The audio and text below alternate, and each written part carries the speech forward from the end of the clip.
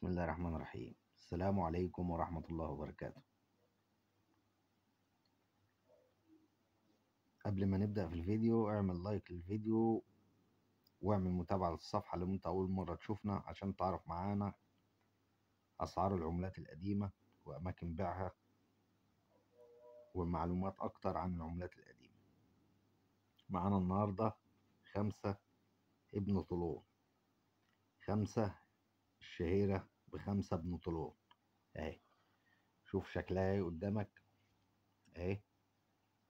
طبعا دي إصدار البنك المركزي، وقلنا أي عملة إصدار البنك المركزي بيبقى سعرها أقل من سعر عملة البنك الأهلي. ليه؟ لأن عملة البنك الأهلي أقدم من عملة البنك المركزي، فدي سعرها بيبقى أعلى من عملة البنك. عملة البنك الأهلي سعرها أعلى من عملة البنك المركزي. شوف الظهر بتاعها الأول أهي أهي. ادي يا باشا 5 جامع ابن طولون. دي اصدار السبعينات، تاريخ اصدارها سنة 76 اكتوبر 76. محافظ البنك محمد ابراهيم. اهي ادي الشكل. طبعا الحالة اللي قدامك دي حالة تحت المتوسطة، حالة تحت المتوسطة. ليه تحت المتوسطة؟ مهرية اهي اهي اهي، والورقة حالتها مش يعني. طيب نتكلم بقى عن سعرها. السعر هنا انا هكلمك على اللي قدامك دي.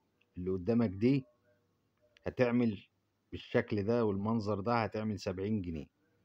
دي تعمل 70 جنيه، تعمل 70 جنيه. الحالة العالية منها الزيرو، يعني اللي هي حالة البنك. حالة البنك تعمل 200 جنيه، تعمل 200 جنيه. ده في حالة البنك. يعني ايه حالة البنك؟ يعني حالة زيرو، انصر ما اتلمستش تعمل 200 جنيه و250. 200 و250 عشان حالة البنك. ولو فيها رقم مميز تعمل اكتر. اي حاجة فيها رقم مميز سعرها بيعلى. اما الحالة اللي قدامك دي هتعمل 70 جنيه. انت بقى لو معاك واحدة زيها يبقى دي تعمل 70 جنيه. لو حالة زي اللي قدامك دي هتعمل 70 جنيه. حالة اعلى هيزيد سعرها. حالة زيرو هتعمل 200 جنيه 250 جنيه.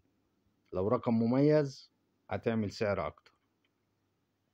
يبقى احنا كده اتعرفنا عن سعر 5 جامع ابن طولون. ما تنسوناش في اللايك والمتابعة للصفحة.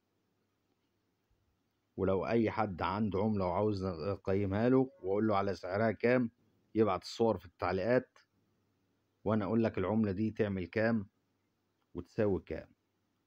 والسلام عليكم ورحمة الله وبركاته.